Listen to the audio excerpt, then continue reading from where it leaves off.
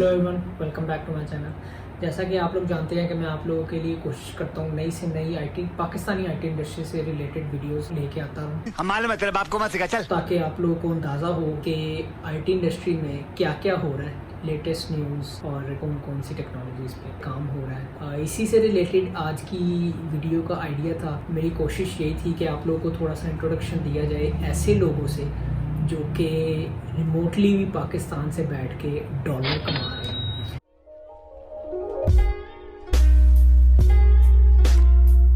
Daniel, welcome to my channel. By the way आप लोगों को बताता चलूँ, दानियल मेरा यूनिवर्सिटी का दोस्त है, मुझे तो पता है बाय द वे। तो आप लोगों के लिए थोड़ा सा इंट्रोडक्शन दे दें प्रोफेशनल लाइफ का, नॉट द स्टूडेंट लाइफ, क्योंकि वो हम दोनों की पता है कैसी थी। और अगर आपको अंदाजा वो वाली नहीं थी थोड़ी सी अच्छी थी, लाइफ बचा था अपनी यूनिवर्सिटी में। खैर, जाने on to you. So after I graduate तो मैंने जॉब हंटिंग स्टार्ट की। तो फर्स्ट कंपनी जो थी मेरी वो थी ग्रेंजर टेक्नोलॉजीज, जैसे बात आपको पता ही है। तो वहाँ पे मैंने स्टार्ट किया, it was my first company. वहाँ पे जो मेरे मेंटोर थे वो बहुत अच्छे थे, उन्होंने काफ़ी चीज़ें जो सब कुछ मैंने लर्न किया इंडस्ट्री में। उसके बाद मैं वहाँ से छोड़ना चाहा क्योंकि मुझे ऑफ़र आई थी, नेक्स्ट ब्रिज से मुझे ऑफ़र आई थी कि आपको हम डेटा साइंस और मशीन लर्निंग इंजीनियर के लिए हायर करना चाहते हैं। अच्छा, तो आप जब वहाँ पे काम करते थे ग्रेंजर में, तो डेटा साइंस और मशीन लर्निंग का कोई इंटरेस्ट था तब?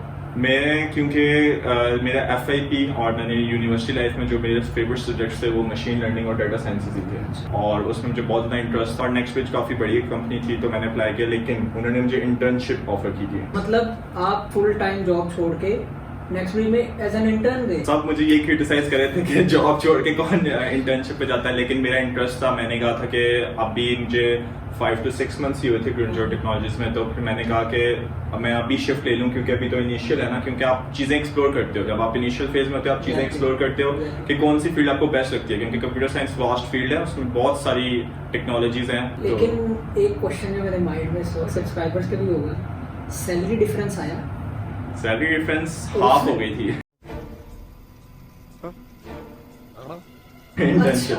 हाँ, क्योंकि लीडिंग टू जॉब थी और अभी इनिशियल फेज था, तो मैंने कहा था कि यार यहाँ पे हो गया और मेरी इससी मुझे पैशन भी है, तो अगर मैं इस लाइन में चल पड़ा तो आगे जाके फ्यूचर में फायदा ही होगा, क्योंकि अभी स्टार्ट ही है। अब मैं जब नेक्स्ट वीक में गया, क्योंकि इंटर्नशिप थी और वो लर्निंग फेज था सारा, तो उसमें मैंने जाके ये चीज़ ऑब्जर्व की। आपको मुझे भी बहुत अच्छा लगता था कि मैं डेटा साइंस और मशीन लर्निंग का करूंगा, मैं एल्गोरिथम्स बनाऊंगा। अच्छा, ये वैसे लफ्ज भी जो है ना माइंड में एक ऐसी वो हॉक्सा बन गया है कि कोई कहे ना मैं डेटा साइंटिस्ट हूँ तो अगला समझता है यार क्या शय होगी है। तो जरा बताओ व्यूअर्स को कि क्या चीज़ होती है असल में। ये सबके पॉइंट ऑफ व्यूज अलग होते हैं, लेकिन मेरा जो था वो ये था कि जब मैं इंडस्ट्री में गया ना, तो मुझे पता चला कि आपने रिसर्च नहीं है, सर्च करोगे, आप कोई चीज़ डेवलप नहीं करोगे। अच्छा। आपको डाटा मिलेगा, आप डाटा को रिफाइन करोगे और आप सारे पास्ट पेपर्स जो लोगों ने रिसर्च पेपर्स पब्लिश किए होते हैं आप उनको स्टडी कर जा रहे हो। 9 hours आप सिर्फ पढ़ी जा रहे हो स्क्रॉल करके। इधर हमारे से यूनिवर्सिटी में 1-2 घंटे नहीं पढ़ा जाता। वो फुटे भी नहीं मार सकते इधर, तो जॉब कर रहे हो, वो आपको ऑब्जर्व भी कर रहे हैं, ठीक है, तो आप ये भी नहीं कर सकते कि भाई मैं जा रहा हूँ। बहुत बोरिंग था, मैंने बड़ी मुश्किल से टाइम गुजारा और फिर मैंने सोचा कि it's time to move on. Decision ले लिया। तो उसके बाद मैं नेटसोल में गया। बाय द वे काफी लोगों का ड्रीम होगा नेटसोल जाना, तो आप गए और फिर आप वहां से निकले भी, तो ये जरा बताइए कैसे हुआ? नेटसोल में गया तो इंटरव्यूज वगैरह हुए। पहले तो मुझे नहीं पता था कि स्टैक वगैरह क्या है, लेकिन इंटरव्यू में उन्होंने सारे इंटरव्यू किए, काफी यानी कि टफ इंटरव्यूज होते हैं उनके। तू एज अ फ्रेश ही गया था सर? क्योंकि 6 months या 7 months का एक्सपीरियंस होगा एज अ फ्रेश, उसको इतना नहीं होगा। अब उन्होंने जब जॉब ऑफर की तो वो काफी लो थी, उनकी जो सैलरी थी, जो कितनी थी बता दे। 45,000 उन्होंने मुझे दी थी और फिर मैंने लड़ के उनसे 52 करवाई थी।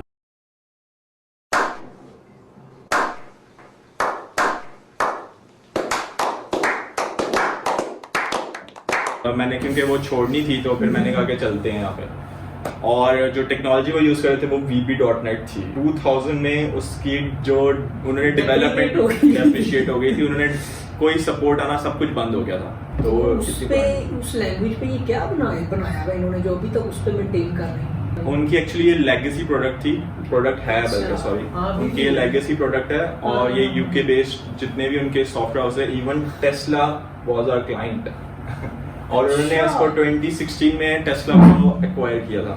मतलब टेस्ला भी वही यूज कर रहा है VB.NET। लेकिन मुझे तेरा पता, तू इतनी पुरानी टेक्नोलॉजी में काम करने वाला बंदा नहीं है, तो कैसे फिर तूने डिसाइड किया कि यार, या एटलीस्ट उनसे रिक्वेस्ट भी नहीं की कि यार मुझे एटलीस्ट कोई और लेटेस्ट प्रोडक्ट या टेक्नोलॉजी पे मूव ऑन कर दो थोड़े दिन में? एक्चुअली उनकी ना यूके में भी टीम थी, तो यूके वाली जो टीम थी ना वो यहाँ पे काम आने नहीं देते थे, बड़े वाले काम, क्योंकि काफी पॉलिटिक्स थी। ठीक है, अच्छा, इवन के यहाँ पे इवन के 15 इयर्स से लोग बैठे हुए, वो उनको ASP.NET अच्छी आती है, वो फिर भी नहीं वो काम आने देते थे यूके वाले। वो पॉइंट कब आया कि तूने सोचा कि यार अभी कंपनी से मुझे जाना है? मेरा दोस्त भी एक मुबारिस था, वो मुझे कह रहा था कि यार क्लासमेट था, तो वो मुझे काफी अरसे से कह रहा था कि यार मैं ऐसे रिमोट जॉब कर रहा हूँ, मेरे कजन की कंपनी है, कैनेडियन बेस्ड कंपनी है, तो उनका एक स्टार्टअप था, तो उसने कहा था कि यार तू काम करने वाला है, आ जा, हमें रिसोर्स की जरूरत है। और तब तू जॉब कर रहा था भी? मैं नेटसोल में था, मेरा साल कंप्लीट होने वाला था, मैंने कहा यार नेटसोल छोड़ के मैं जाऊँ यहाँ पे, पता नहीं स्टार्टअप है, फिर जॉब सिक्योरिटी का कोई इशू नहीं है। तो फिर उन्होंने मुझे मैंने कहा कि चलो अभी साल होता है, इंक्रीमेंट का वेट करते हैं, सबको होता है इंक्रीमेंट का वेट, मैंने कहा इंक्रीमेंट का वेट करते हैं। पैसा ही पैसा होगा। जिस दिन इंक्रीमेंट आया ना, मैंने उसी दिन रेजिग्नेशन टाइप किया। ये क्यों? क्योंकि जो मेरा इंक्रीमेंट लगा था ना, वो लगा था बहुत ज्यादा था माशाल्लाह, उसको देख के ही मैंने कहा कि यार इतना मैं तो इस लायक ही नहीं हूँ, इस काबिल ही नहीं हूँ, तो मैंने रेजिग्नेशन टाइप कर दिया। कितना था जरा बताइए? 8K rupees.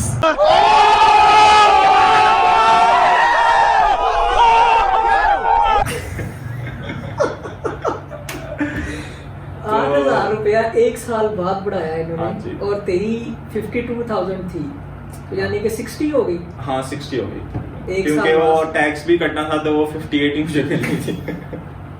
तो मैंने कहा भाई 6,000 मेरे पास आएगा at the end of the day, क्या फायदा करने। मैंने उसी दिन रेजिग्नेशन किया। रेजिग्नेशन करने से पहले ऑब्वियसली मैंने उसको कॉल की कि यार मैं ऐसे करना चाह रहा हूँ, कहता डन है, कर अभी से ही। मुबारक। हाँ, मोबाइल्स को मैंने किया। फिर उसने एक CEO के साथ, जो उसका कजन ही था, उसके साथ उसने कहा कि यार एक छोटा सा मीटअप, यानी कि जूम के ऊपर इंट्रोडक्शन टाइप था। उनको था कि यार ये नेटसोल यार आता ही होगा कुछ। तो फिर उन्होंने मुझे पार्ट टाइम पे रख दिया, और पार्ट टाइम में उस वक्त मैं $400 उन्होंने मुझे ऑफर किया। हੱਸਦੇ ਚਿਹਰਿਆਂ ਦਾ ਮਤਲਬ ਇਹ ਨਹੀਂ ਹੁੰਦਾ ਕਿ ਉਹਨਾਂ ਨੂੰ ਕੋਈ ਤਕਲੀਫ ਨਹੀਂ ਹੁੰਦੀ। मतलब मैं पार्ट टाइम 3 घंटे वहाँ पे काम कर रहा था, और वो मुझे 50 to 60,000 मुझे आ रहे थे, जो कि नेटसोल पूरे मंथ का मुझे देता था। ये तो हो गई, इधर तक तू पहुंचा कैसे जो भी जॉब? लेकिन फिर जब मैंने रेजिग्नेशन दिया, तो फिर आपको ऑब्वियसली सारे ही कहते हैं कि यार आप क्यों जा रहे हो, रोकने की कोशिश करते हैं।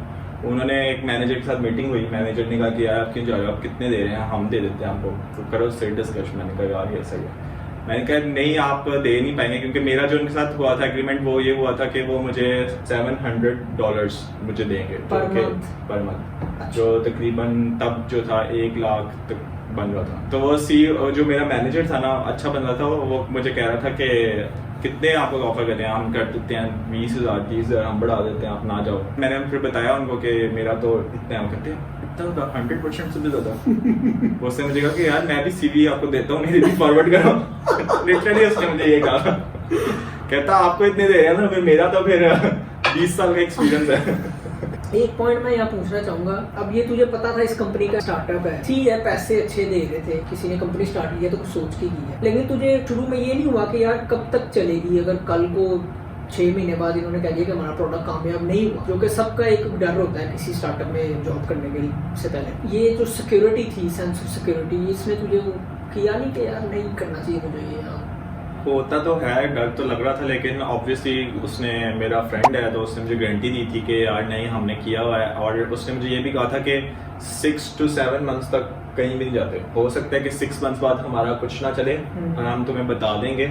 तो मैंने कहा था चलो सही है, और ना एक्चुअली वो सारा कुछ न्यू टेक्नोलॉजीज पे था, जिसमें React.js थी, और जो बैकएंड था वो Golang REST APIs पे था। अब इंट्रोडक्शन तो हो गया था, मैंने उनको कहा कि हाँ आता है, फ्रंट एंड React.js भी आती है, लेकिन मैंने सिर्फ एक फ्रीलांसिंग में प्रोजेक्ट किया था, वो भी एक दोस्त के साथ ही किया था, नबील को तुम भी जानते हो, तो उसके साथ मैंने प्रोजेक्ट किया था, और मोस्टली उसने डेवलपमेंट की थी, मैं इधर उधर से डिजाइन वगैरह कर देता था, क्योंकि फ्रंट एंड आता था, लेकिन React.js ऐसा नहीं आती। तो बेसिकली ये प्रोडक्ट करता क्या है, थोड़ा सा प्रोडक्ट का इंट्रोडक्शन तो दे। प्रोडक्ट है हमारा चैटिंग और कॉलिंग एप्लीकेशंस पे है, हाँ, टेलीकम्युनिकेशन से रिलेटेड है सारा। तो उसमें मेरा रोल ये है कि जो हमारा CEO है, गोहर भाई उनको हम कहते हैं, तो वो जो है कहते वो हैं ये उनका नाम ही है। उनका नाम गोहर है, लेकिन हम उनको गोहर भाई कहते हैं। तो उसके अंदर ये है कि जो कोर की जो इस तरह की टेलीकम्युनिकेशन रिलेटेड है कि कॉल्स कैसे होनी है, सिप साइड होती है, सिप साइड्स पे कैसे कम्युनिकेशन है, वो सारा वो देखते हैं। और जो दूसरी एपीएस का इंटरेक्शन है ना, वो हम करते हैं। एक ऐसे कॉन्वर्सेशन को थोड़ा सा ब्रॉड करते हैं, थोड़ा टेक्नोलॉजी से बाहर आते हैं, व्यूअर्स को शायद इतनी ना समझ आए। मुझे सबसे पहले तो बता भाई, मजा आ रहा है ऐसी जॉब में? मजा तो आता है भाई, पैसा हो तो क्या कुछ नहीं हो सकता। स्टार्टअप में ये होता है कि यार आप फ्रेश ही होते हो, आप जितनी जान मारते हो ना उतना ही आपका मेरे ख्याल से स्टार्टअप में ये भी होता है थोड़ा सा कि आप प्रोडक्ट के या आप अपने कोड के खुद ओनर होते हैं, तो आप थोड़ा प्रोफेशनली खुद भी उसको लिखते हो, क्योंकि आपको पता होता है कल को आपके अंडर ही आना है, जिसने भी आना है, आप ही मैनेजर हैं, आप ही ओनर है, आप ही कोडर, आपने ही डिप्लॉय करना है। तो ये भी एक थोड़ा एज हो जाता होगा स्टार्टअप में। और मेरा तो ये भी है कि इवन क्लाइंट के साथ जो इंटरेक्शन होती है वो भी अब हम खुद ही कर रहे होते हैं। सीईओ जो होता है वो सिर्फ नजर रख रहा होता है कि यार हो रहा है कि नहीं हो रहा। मेरे ख्याल से वैसे सीईओ का काम होता भी यही है। अगर आप सीईओ तो आप इतनी जो है ना हर चीज को खुद एक एक चीज को मैनेज आप कर भी नहीं सकते। आपको इस तरह अपने डेवलपर्स पे या मैनेजर्स पे ट्रस्ट करके आप सिर्फ क्लाइंट उनकी तरफ फेंक देते हो, बाकी मैनेजर अब देखना तू कर रहा है, तुझे मैनेजमेंट एस्पेक्ट से भी काफी चीजें तूने लर्न कर ली होंगी। हैंडल कैसे करना है क्लाइंट को, कोई गलती हो जाए या क्लाइंट की तरफ से कोई ऐसी चीज हो जो तुझे समझ में आ रही हो, टेक्निकली पॉसिबल ना हो प्रोडक्ट में इंटीग्रेट करना, तो उसको समझाना कैसे है कि वो वहाँ भी कर दे और जाए भी ना किसी और के पास। तो इस तरह की मैनेजमेंट वगैरह भी सीख ली होगी। यही फायदा होता है ना आपको किसी स्टार्टअप में जाने का कि क्लाइंट इंटरेक्शन, आपको डिप्लॉय कैसे करना है, आपको पूरा ओवरऑल पैकेज मिल रहा होता है कि हर तरफ से आप सीख रहे होते हो। ऑब्वियसली आपके पास बर्डन बहुत ज्यादा हो जाता है, हर वक्त क्यूरीज आ रही हैं, हर वक्त आप काम कर रहे हो, कभी भी कुछ भी होता है। इवन के ईद वाले दिन भी मैं काम कर रहा था। अच्छा, उनके सपोर्ट देनी थी और वो कोड जो था वो ईद से पहले डिप्लॉय कर फट गया। तो वो फिर ईद पे भी करना पड़ा। प्रोज तो है आपको रिमोट जॉब करने के। प्रोज ये होते हैं कि भाई आप आराम से फ्लेक्सिबिलिटी आवर्स हैं, आपको कोई देखने वाला नहीं है। होता है देखने वाले तो होते हैं कि यार ये काम करना होता है, लेकिन ये नहीं होता कि यार 9 घंटे की आप ड्यूटी कर रहे हो 9 to 9 या 9 to 6। एज हमारी अपनी कंपनी है उसको लेके चल रहे हैं। जब फ्यूचर में कंपनी ग्रो भी करेगी तो we are one of the core developers. तो हम इनिशियल कमिट तूने की पहली गिट में अक्सर लिखा है इनिशियल कमिट। पहली ईंट हमने रखी है ना, तो आगे जाके जितने भी डेवलपर्स जो भी हायर करेंगे फिर हम उनको लीड कर रहे होंगे। ये भी ट्रेनिंग आपको मुझे अभी से ही मिल रही है, जो कि अभी मुझे 3-4 साल का एक्सपीरियंस है इंडस्ट्री का, और मुझे अभी से ये सारा कुछ पता चल रहा है कि किस तरह डील करना है सब कुछ। लेकिन कॉन्स भी इसके साथ है। अच्छा, वो क्या? अब ऐसे कौन बताने से पहले हम तो समझते हैं कि भाई इस तरह की आइडियल जॉब होनी चाहिए, घर बैठ के बेड पे बैठे, सुबह उठे लैपटॉप खोला काम किया और रात को लैपटॉप बंद और उधर ही लेट गए, कोई नजर नहीं रख रहा, कहीं आपने लॉग नहीं करना अपना टाइम। तो इसमें क्या कौन हो सकता है? इसमें आपका ये कौन होता है ना, फिर आपके टारगेट अचीव नहीं होते, सुस्ती। हाँ सुस्ती हो जाती है। फिर आपको अगले दिन होता है ट्यूसडे को डबल टाइम करना पड़ता है। अच्छा, एक और क्वेश्चन इधर से ही, तुझे वो ऑफिस लाइफ मिस नहीं करता तू? यही तो कौन है सबसे बड़ा। अच्छा। कि आप एक सारा दिन एक कमरे में बैठे रहते हो, कोई कोलीग्स नहीं आपके पास होते, क्योंकि मैं तो वर्क फ्रॉम होम ही कर रहा हूँ ना, तो कोई कोलीग नहीं है, आप सिर्फ ऑनलाइन ही बात कर सकते हो, और ऑनलाइन आप किसी से कितना बात करोगे। मेन क्वेश्चन ये है कि सब सोच भी रहे होंगे कि यार तनख्वाह तुम जो रुपए में लेते हो या डॉलर? फिलहाल तो डॉलर्स में ही है। मतलब अगर डॉलर का रेट बढ़ता है तो तेरी तनख्वाह बढ़ जाती है? अल्हम्दुलिल्लाह। ये होता है वही फायदा रिमोट जॉब का। लेकिन कल को खुदा ना खास्ता अगर गिरता है, तेरे भी तो खुदा ना खास्ता ही है, तो फिर उधर ही आ जाएंगे। लेकिन गिरेगा नहीं, कितना गिर जाएगा यार। लेकिन गिर भी जाए तो इन्फ्लेशन के हिसाब से अगर चीजें कम हो जाएंगी वो मुझे तो फर्क नहीं पड़ेगा। हाँ ये भी है, इकोनॉमी हमारी जो है वो सारी डॉलर पे ही बेस्ड है, तो तेरी तनख्वाह ही डॉलर में है, तो तुझे क्या फर्क पड़ेगा? तो इससे मुझे तो नहीं फर्क पड़ रहा है। सेटअप कोई बनाया हुआ है अलग ऑफिस, या बस इस तरह बेड पे उठे बैठे और कर लिया काम, ये सीन है? नहीं, रूम में रखा हुआ है, एक स्टडी टेबल है, उसके ऊपर ही करता हूँ। तो भी वो भी देखते हैं फिर थोड़ी देर। आपको मैं शॉर्ट्स दिखाता हूँ इसके रिमोट सेटअप। और कुछ हमारे व्यूअर्स को थोड़ी वैसे तो ये आइडियल जॉब होती है सबकी कि यार कौन नहीं चाहता कि भाई डॉलर में तनख्वाह हो, पाकिस्तान में बैठ के आप कनाडा के लिए कनाडा जॉब कर रहे हो और कमा डॉलर में रहे हो, ठीक है, और आप अपने खुद ही बॉस हो एक हिसाब से। वो सीईओ तो कह रहा है, लेकिन वो सीईओ अपना खुद ही है टेक्निकली देखा जाए तो ये हम लोगों के लिए या आप लोगों के लिए, किसी भी बंदे के लिए जो देख रहा है, एक आइडियल जॉब होती है। लेकिन मैंने ये वीडियो इसलिए बनानी चाहिए थी कि आप लोगों को एक ऐसी पर्सनैलिटी से मिला हूँ जो कि ideal so called ideal job कर रही है। तो बहरहाल अगर आपको वीडियो पसंद आई हो तो लाइक शेयर सब्सक्राइब कर देना। कोई अगर आपके सवाल हो तो कमेंट बॉक्स में कर देना, मैं दानियल को फॉरवर्ड कर दूंगा।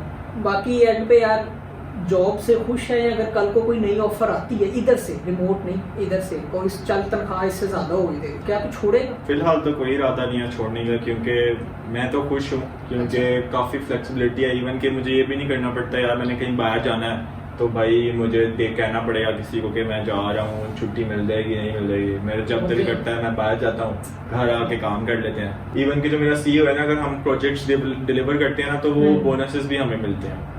तो हमारा तो कोशिश होती है कि भाई $1 अपना बॉस खुद, ऊपर से बोनसेस भी मिल रहे हैं, इसलिए तो फिर 12 घंटे करने का दिल भी करता है। पर मैं इस तरह की वीडियोस जो है वो लाऊंगा, कोशिश करूंगा कि ढूंढूं लोग जो मेरे सर्कल में, सोशल सर्कल में अवेलेबल हैं। जिस तरह आप ये रिमोटली कर रहा है, अपने घर में बैठ के कनाडा काम कर रहा है, इसी तरह और भी मैं ढूंढ लूँगा। फिर आप लोगों के लिए इंफॉर्मेटिव वीडियोस बनाएंगे। फिर किसी वीडियो मुलाकात होगी। Take care.